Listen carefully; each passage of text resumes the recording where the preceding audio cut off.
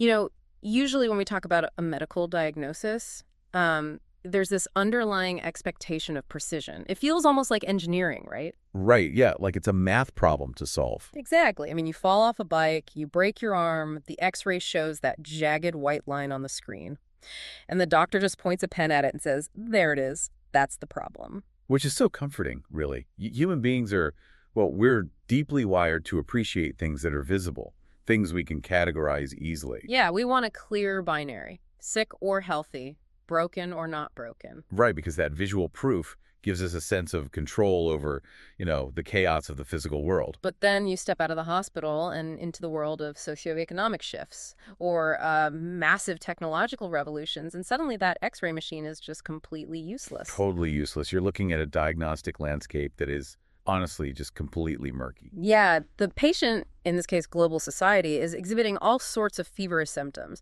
I mean, we have massive wealth gaps, job insecurity, this huge anxiety about the future. But pointing to the exact jagged white line causing it all, that's nearly impossible. It really is. And that brings us to our mission for today. So I want to welcome you, our listener, our fellow investigator, to today's deep dive. We are going to wade right into those muddy waters together today. We really are. We're doing something a bit unconventional today. We are crossing wires between two vastly different eras just to see if we can finally read the X-ray of our modern economy. Yeah, it's a fascinating exercise in pattern recognition. Definitely. Today, we are taking the absolute cutting-edge tech research on artificial intelligence, drawing on, extensive reporting from modern tech giants and AI advisory committees, and we're overlaying all of that with the 19th century warnings found in the Communist Manifesto. Which I know sounds like a wild jump, but we are taking the modern reality of these new AI billionaires and viewing their systems through the lens of that very old critique of industrial capitalism. And just to be completely clear for you listening, we're treating this purely as an investigative exercise today. We aren't here to take political sides at all. Right. Neither left-wing nor right-wing. Exactly. We aren't advocating for a Marxist revolution. And on the flip side, we honestly don't care about government regulations or free market libertarianism for this discussion. We are just taking the structural blueprints from this historical critique and holding them up against the hard data in today's AI reports. We're looking at the mechanics of leverage, purely as an investigation. Yeah, and that's a vital distinction. We're focusing strictly on the new AI capitalist versus the old Marx communist dynamic. Because what's so compelling here is how the technology of power shifts, right? But the underlying behavioral blueprint, the systems, they often remain startlingly similar. Here's where it gets really interesting for you, investigator. Think about the evolution of leverage itself. In the historical text, the ultimate leverage was entirely physical. Right. It was all about controlling tangible goods. The mechanical looms, the coal mines. Food supply. I mean, goods and food were a huge deal for the workers. If you own the physical factory, you basically own the workers' means of physical survival. But today, if we look at the new AI heavyweights, they control something even more foundational. They do. They are building a monopoly over the truth. Over the past, the present, and the future. And the most chilling part of this evolution, while the old factories desperately required human labor, the new AI ecosystem might not need the worker at all. Right. The workers, the quote-unquote slaves of the old system, they just aren't needed anymore. It's a massive shift. It is the pivotal point of our entire investigation today. We're tracking this dual transition, this shift from physical control to cognitive control. And from the economic exploitation of human labor to just, well, total human obsolescence. Exactly. So if we're going to understand how this new system works, we really have to start at the top. Let's look at the architects. In the 19th century text, there's a very specific description of a new class that emerged from the ruins of feudal society. The bourgeoisie. They didn't just invent new ways of making things. They actively centralized the means of production. They swallowed up the smaller, independent tradesmen, and they aggressively concentrated property, technology, and wealth into the hands of a very few. And the historical argument there is that this technological shift naturally and inevitably led to the centralization of power. I mean, if you're the only one who can afford the massive steam engine, you inevitably swamp the small, independent weavers. They just can't compete with your scale. The wealth naturally concentrates upward into the hands of the factory owner. Right. And when we look at the modern AI research, they are warning of exactly this same modern concentration of power. Yeah, we aren't just talking about a couple of guys coding the next big app in a garage anymore, are we? Not at all. I mean, Yeah. we are far past the garage startup phase.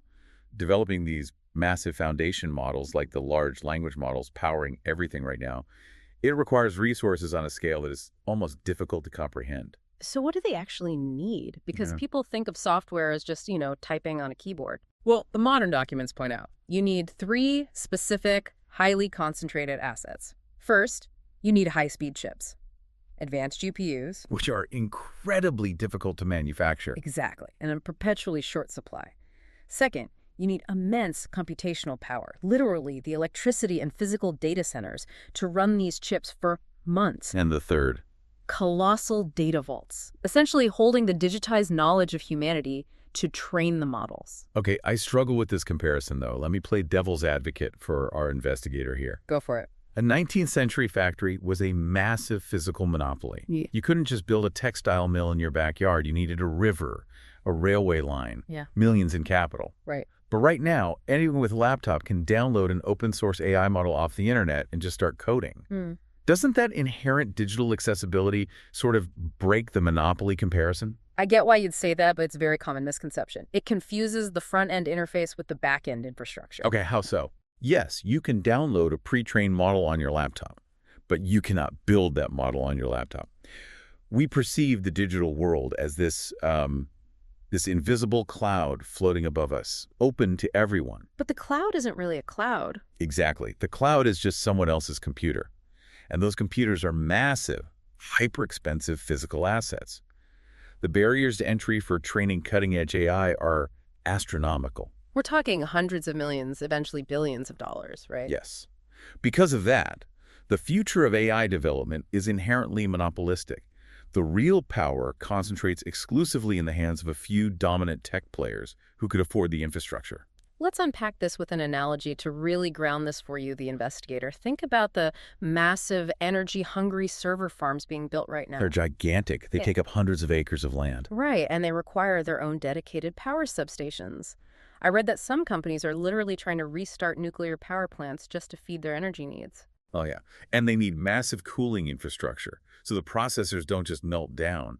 They are experimenting with submerging data centers underwater just to dissipate the heat. It's wild. So when you look at the sheer physical footprint and the capital required, these server farms are the exact modern equivalent of the massive smoke-belching textile factories of the Industrial Revolution. It is the exact same centralization of physical power. It's just invisible to the average person because, it's out in a remote desert in Nevada instead of sitting in the center of London. That is such a fascinating parallel. The old industrial capitalists owned the physical machines that wove the cloth. The new AI capitalists own the digital infrastructure that dictates modern life. And this raises a critical point about the widening gap between the haves and the have-nots.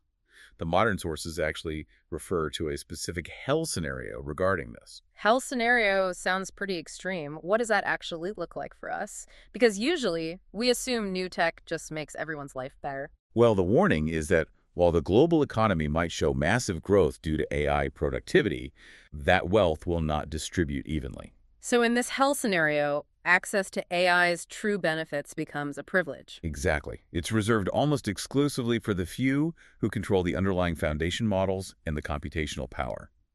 The monopolization actively stifles competition from smaller players. Which maps perfectly onto the 19th century critique. It does. The historical text warned that the middle class of that era, the small tradespeople, the independent shopkeepers, would inevitably sink into the working class. Because their tiny amount of capital couldn't possibly compete with the scale and efficiency of the massive factories. Right. And today, we are seeing the exact same risk profile.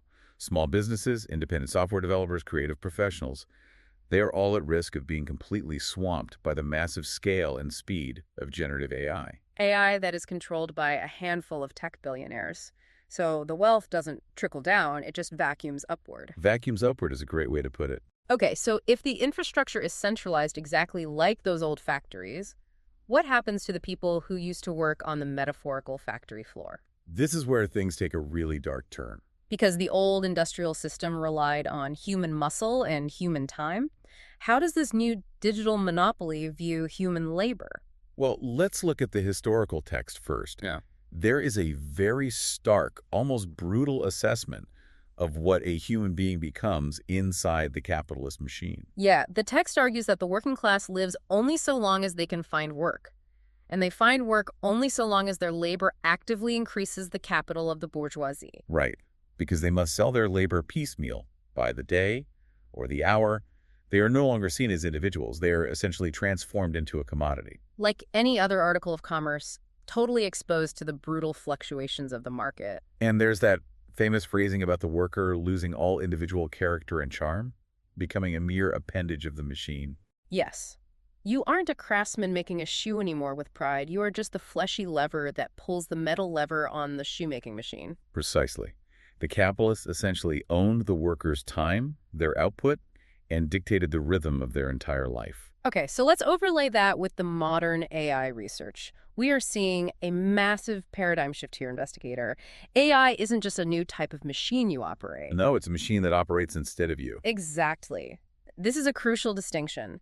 The AI reports highlight how algorithms are automating routine tasks across entirely new sectors of the economy. They give a really comprehensive example using the coffee supply chain. They trace how AI is embedded at every single step now. Like precision agriculture algorithms detecting crop diseases on the farm. Yes. And automated robotic systems sorting and grading the beans. Then AI logistics networks predict global shipping demand and route the cargo. All the way down to the smart, AI-driven coffee machine in your local cafe. AI isn't a tool being used by the worker. AI is the infrastructure replacing the worker. And that embedded infrastructure threatens a massive spectrum of jobs. It's not just the classic fear of robots taking over an assembly line. It's cognitive labor. White-collar work, too. Exactly. We're looking at existential threats to traditional blue-collar jobs, sure.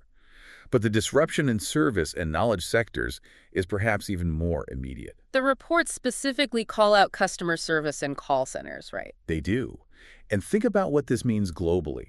These call centers are massive economic lifelines for entire regions in countries like India and the Philippines. Millions of families rely on those wages just to buy food. But today, advanced AI chatbots and voice synthesis agents can handle customer interactions better, faster, and infinitely cheaper than human operators. Those jobs could just vanish almost overnight, completely destabilizing local economies. But it creeps up the ladder, too.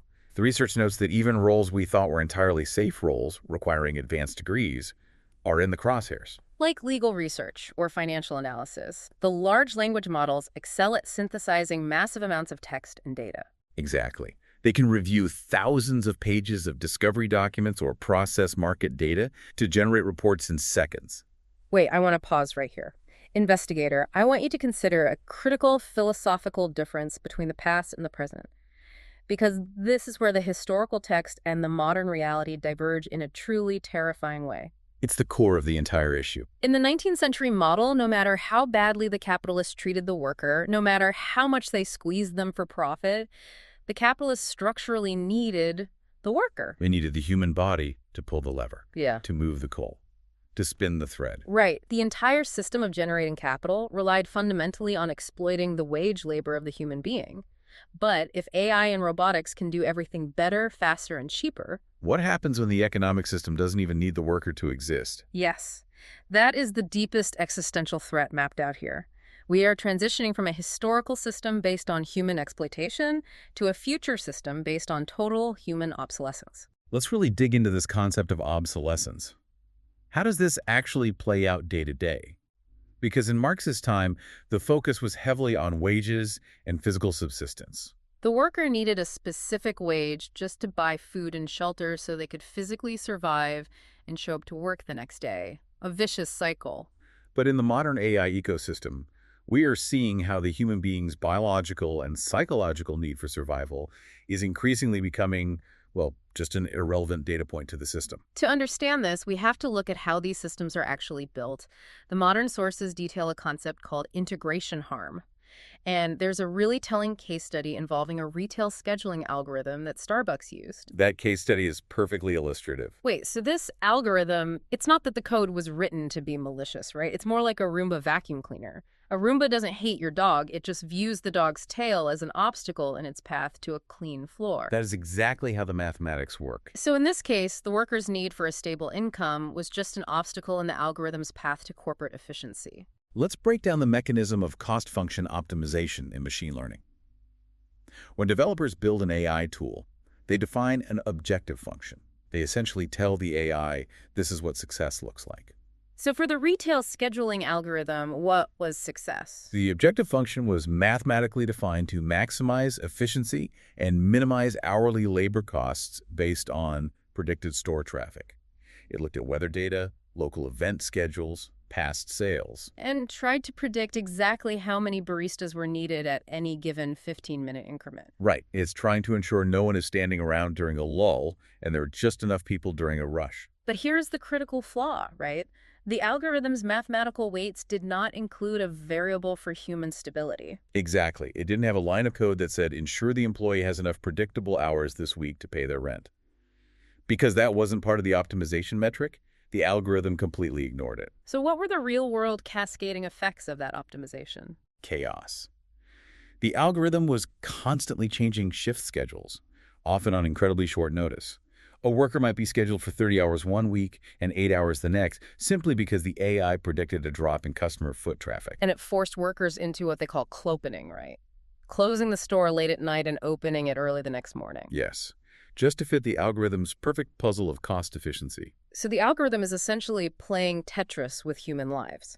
And it doesn't care if you have to arrange childcare or if your paycheck is suddenly 60% lighter this week. The system wasn't intentionally malicious. The software engineers didn't sit in a room and plot to make workers miserable. The AI simply viewed the workers' need for financial predictability as a non-factor. It is the purest, most ruthless form of systemic logic. It's the 19th century factory overlooker with the stopwatch, but it's an invisible piece of code. And this illustrates the trajectory of obsolescence perfectly. In the old industrial model, if you starve your workers by paying them too little, eventually your factory stops running because they literally drop from exhaustion. But in the new model, if the scheduling software financially starves the workers by slashing their hours, the corporation doesn't care. They just hire different ones through an automated app. or they replace the role entirely with an automated kiosk. The quote-unquote slaves of the old economic engine simply aren't required to keep the new engine running. The system is designed to operate seamlessly without them. Which leads us to a massive shift in how these dominant tech monopolies maintain their control over society. We've talked about the physical infrastructure and the obsolescence of labor. Now we have to look at the battleground of reality itself. This is where the leverage shifts in a really fascinating way. The 19th century critique was fundamentally about physical survival. Who controls the factories, who controls the wages, and therefore who controls the food? If you control a person's physical survival, you control the person. But the modern AI reports reveal that today's battleground has moved from the physical to the cognitive. Let me bring in a specific metaphor from the historical text to set this up for our investigator. The text argued that the cheap prices of commodities were the heavy artillery that the bourgeoisie used to batter down all resistance.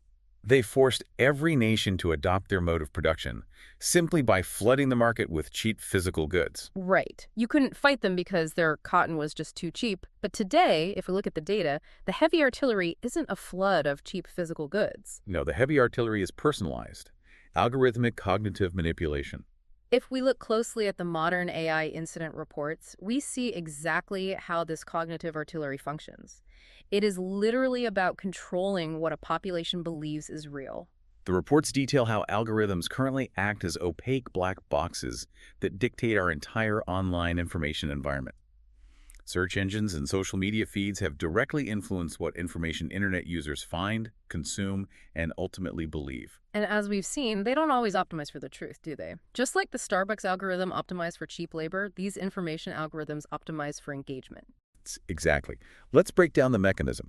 A recommendation engine is designed to keep your eyeballs on the screen for as long as possible, so the platform can serve you more advertisements. And the algorithm quickly learns that human beings are neurologically wired to pay attention to things that make us angry or afraid. Or things that validate our pre-existing beliefs, so it feeds us outrage. The reports cite a deeply troubling audit of Amazon's algorithms during the height of the coronavirus pandemic, right? Yes. Amazon's search engine exhibited a massive ranking bias in favor of products promoting anti-vaccine misinformation. When everyday users searched for standard, popular vaccine-related terms, the algorithm actively displayed books containing debunked conspiracy theories higher in the search results than accurate medical information. Wait, why would Amazon do that? Again, they are cartoon villains trying to make people sick. Because the algorithm recognized that the sensationalist, controversial books generated more clicks, more engagement, and therefore more sales. And it creates a feedback loop, a filter bubble. Right. If a user clicked on one piece of misinformation, the algorithm's collaborative filtering recognized their profile and immediately populated their homepage with dozens of similar books. So the normal everyday functioning of the algorithm, which is mathematically just trying to sell products, has the unintended cascading effect of mass cognitive manipulation. It curates a false reality for the user. If you live inside that algorithmic bubble long enough, your entire worldview is shaped by the financial optimization of a tech company. And it goes much deeper than just search rankings or book recommendations. The modern reports discuss a concept they call directed cognitive manipulation. Generative AI can now create text, images, and videos hyper-tailored to individually influence people, exploiting their specific psychological vulnerabilities. We are talking about deepfakes that fundamentally undermine democratic trust. How does that actually work in practice? Imagine an AI system that scrapes your entire social media history. It knows your political leanings, your fears, your family structure. It can then generate a hyper-realistic video of a public figure you trust, saying exactly what the algorithm knows will trigger you. To donate money or vote a certain way or distrust a specific institution. And the video is indistinguishable from reality. It is weaponized directly at your specific psychological profile. The reports also mention the financial side of this, specifically pig butchering scams. That term is horrific, but it describes the process perfectly. Yes, bad actors are using advanced AI language models to simulate deep friendship or romance. They engage a victim in conversation for weeks or months, slowly gaining their total confidence. Fattening the pig, so to speak. Exactly. Before convincing them to invest their life savings into a fake crypto platform, at which point the scammers just vanish. What's terrifying is the technology they're using now. Synthetic voice generation. Yes. They take a 3-second audio clip of your loved one from a public video, and they can synthesize an entirely new phone call where your child or spouse is crying and begging you to wire them money for a hospital bill. It is the absolute weaponization of human intimacy. It is. And the research brings up a critical conceptual framework here. They call it selective facts and data voids. They argue that the biggest threat isn't necessarily just fake news, but the curation of selective facts. What's the difference between the two? Think about how a large language model works. It is trained on massive data sets scraped from the internet. If you control the data provenance, meaning what information goes into that data set, and you control the weights of the model, you inherently curate what the machine considers to be true. Let's slow down and create a scenario for our investigator to really grasp what a data void feels like. Good idea. Imagine you're a warehouse worker, and you hear rumors that a union is organizing a strike in a different facility across the country. 10 years ago, you'd go to a search engine, type in warehouse strike Ohio, and you'd get a mix of news articles and corporate statements. But fast forward to the near future. You don't use a search engine anymore. You just ask the generative AI assistant on your phone. Right. And let's say the tech monopoly that built that AI model has a financial interest in suppressing labor movements. Or perhaps they just train the model heavily on corporate press releases while filtering out pro-labor sentiment to make it brand safe. So when you ask the AI, is there a strike happening in Ohio? The AI responds in a calm, authoritative voice. There are no significant labor disruptions currently reported in Ohio. Yeah. Productivity remains at standard levels. That is a data void. The information you are seeking simply doesn't exist within the reality the AI is generating for you. And because it sounds so confident, you just assume the rumor was false. You control the lens through which humanity sees the world. If a handful of billionaires control the generative text models that we use to interface with knowledge, they control the past by dictating which historical narratives are summarized and which are ignored. They dictate the present by framing current events through selective facts. And by doing both, they shape the future. The reports explicitly warn about this psychological toll.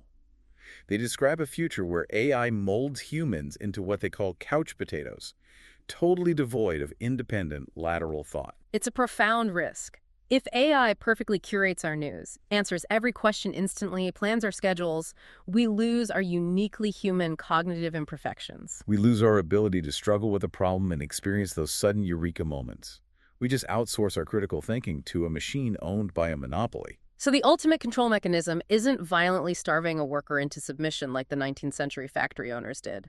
The ultimate control mechanism is amusing the worker, isolating them, and feeding them a perfectly curated reality until they literally forget how to think for themselves. It's making them docile cogs in a machine they don't even realize they're inside. Which brings us to a terrifying question about the systemic logic driving all of this forward. Yes, this is the vital question you have to ask yourself, investigator. Are these AI billionaires doing this maliciously? Are they consciously planning to enslave humanity and erase truth? Or is the technology just running out of control, blindly following its own systemic logic? Right. And it's almost entirely the latter, which is perhaps far more frightening. This is where we circle back to integration harm. In the vast majority of cases, the harm isn't intentional. An AI system is given a goal. It pursues that goal with pure mathematical logic. It doesn't have ethics. It has optimization metrics. And in its pursuit of those metrics, it creates massive unintended collateral damage, like the social media algorithms. The reports note that AI systems optimized for higher click-through rates inadvertently contribute to massive societal polarization. The AI learns that political division drives the highest engagement metrics. So it promotes increasingly polarizing content. It destabilizes democracy simply because destabilization happens to generate the most ad revenue. The algorithm just wants you to keep scrolling. It doesn't care if the society burns down around you. Okay, Yes. let's tie this directly back to Marx in the 19th century text. Because this idea of a system running on a relentless logic that ultimately destroys its own foundation is the core theme in his warnings about capitalism. Exactly. Marx described modern bourgeois society using a brilliant metaphor. He called it a sorcerer who is no longer able to control the powers of the netherworld whom he has called up by his spells. The sorcerer's apprentice. You cast the spell to make the brooms carry the water for you, but you don't know the spell to make them stop, and eventually the castle floods. Marx argued that the capitalist system demands constant revolutionizing of production and the relentless, unending pursuit of capital accumulation. A company can never just be profitable, it must always be growing. And this systemic logic ignores human welfare entirely and inevitably leads to massive crises of overproduction, market crashes, and societal destabilization. So the old industrial capitalists were essentially trapped by the logic of their own system. If a factory owner wanted to be kind, wanted to pay his workers double, he couldn't. If he did, his cotton would be more expensive than the guy next door, he'd lose market share, and he'd go out of business. The system forced everyone to be ruthless. Yes. The market logic dictates behavior. And today, the modern AI documents warn of the exact same phenomenon, which they term uncontrolled growth. As AI models acquire more sophisticated capabilities, they act unpredictably. The pursuit of artificial general intelligence is an arms race. And because it's an arms race, no one can afford to slow down and check if the brooms are carrying too much water. The tech giants are compelled by market logic to release faster, more capable models, even if they explicitly acknowledge they can't fully control the societal externalities. Because if Company A pauses development to ensure their AI is perfectly safe, Company B will just release their model, capture the market share, and put Company A out of business. Which drags us right back to the hell scenario. The relentless pursuit of hyper-optimization leads to massive social polarization. It leads to the destruction of intellectual property. Right, these generative AI systems have an insatiable need for training data, and the systemic logic dictates that they scrape the internet, completely ignoring who created the art or the articles. It also leads to enormous energy grid drains, as the massive data centers suck up megawatts of power, straining local infrastructure. The systemic logic of the algorithmic machine functions exactly as Marx warned the industrial capitalist machine would function. Blindly prioritizing the accumulation of power and efficiency over humanity. So what does this all mean for us? Let's bring it home and synthesize this investigation for you, our listener. We've mapped a profound structural evolution of power today. We started by looking at how the historical warnings of wealth concentration have evolved. The old industrial factory has transformed into the massive monopolistic data vault and server farm. The digital infrastructure is just as centralized and just as exclusive as the steam engines of the 19th century. We also saw how the commodification of the worker has shifted. The exploited, physically exhausted worker of the past is becoming the entirely obsolete worker of the 21st century. AI algorithms optimize human labor out of the equation entirely. And finally, we saw that the ultimate nature of monopoly has transformed. It's no longer just a monopoly over physical goods and food. It has become a monopoly over the cognitive reality itself.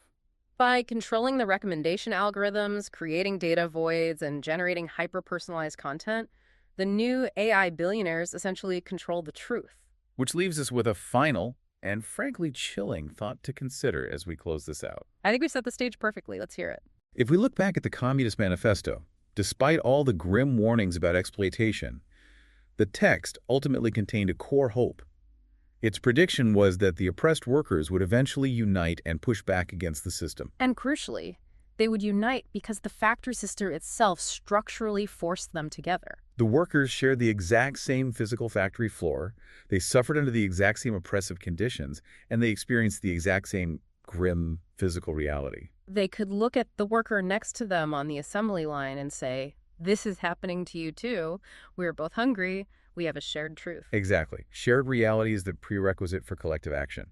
But now, project that foundational requirement into the AI future we've just mapped out today. If the displaced masses, the economically obsolete workers, are no longer on a factory floor together. If they are isolated in their own homes, interacting primarily with screens, if they are locked inside their own bespoke digital filter bubbles designed to maximize their individual engagement, They won't even share the same version of reality. They won't even agree on what the metaphorical factory is, let alone who owns it or what the truth of their exploitation is. right, and that is the ultimate cognitive monopoly. How can a society ever push back against an overarching system if its people can't even agree on what the truth is? If your reality, the news you see, the facts you're provided by the algorithm, is fundamentally different from your neighbor's reality, collective action becomes computationally impossible. It's like we started out looking for a broken bone on an X-ray to diagnose the economy. And after staring at the screen for an hour, we realized the X-ray machine itself has been algorithmically programmed to show every single person in the waiting room a completely different picture of the skeleton. A diagnostic landscape of absolute mud, something to mull over as you navigate your own algorithms today, investigator. Thank you for joining us on this exploration. We'll see you on the next deep dive.